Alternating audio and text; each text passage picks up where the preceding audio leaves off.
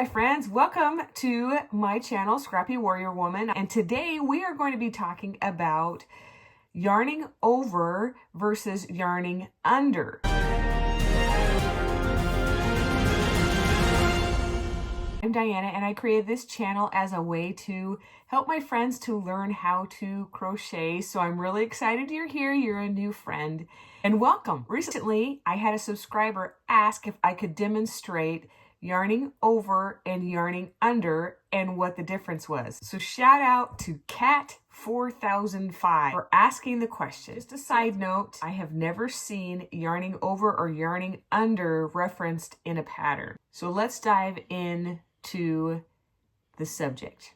First things first, we have to figure out what is the difference between yarning over and yarning under. And you can see this abbreviated with a YO for yarning over, a YU for yarning under. That's not a tongue twister, but yeah, it is. When we talk about yarning over, it means wrapping the hook from front to back. See, I am creating a magic ring. I'm using acrylic yarn, as this will probably be the easiest for you to see on the video. So I'm going to close my loop here, and I am going to start by crocheting over. So you stick your hook below the 2 stitches here, and it goes over your hook. This is yarning over. And here, you can see yarning over typically creates taller, more open stitches, which can result in a lacy or airy texture. It's great for projects like shawls or lightweight scarves where you want drape and flow. Yarning under involves passing the hook under the yarn. Demonstrating the yarn under. So my hook is going to go underneath the 2 loops there, and instead of, so I like to think of it as grabbing. So you're going to take this part of your hook and grab the yarn and pull it through.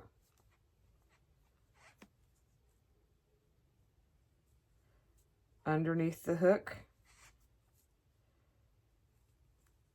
underneath the hook. And yarning under produces tighter, more compact stitches, perfect for projects that require structure and warmth, like blankets or amigurumi. It seems straightforward, right? Both techniques have their pros and cons, and it actually often comes down to personal preference, what you would like to use in your projects. When I'm talking about projects, I'm talking about amigurumi or plushies. Okay, so I actually have 2 different chickens here, and one was a yarning under and one was a yarning over. Same amount of stitches, but the size is definitely different. This is the yarning over, and this is the yarning under. Crazy how much bigger that is. And so what happens, let's see if I can get this to focus.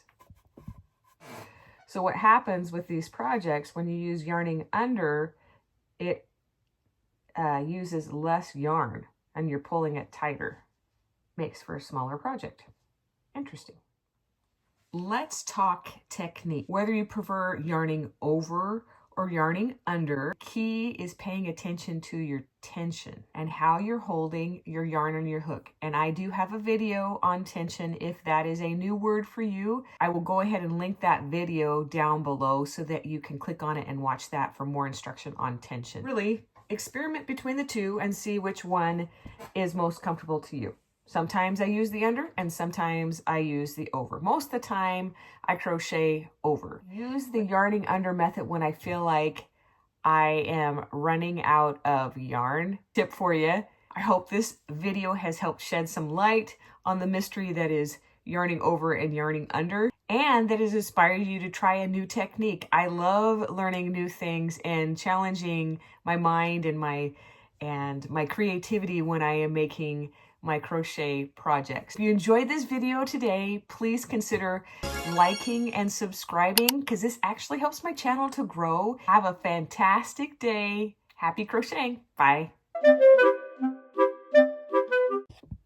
Hey, my friends.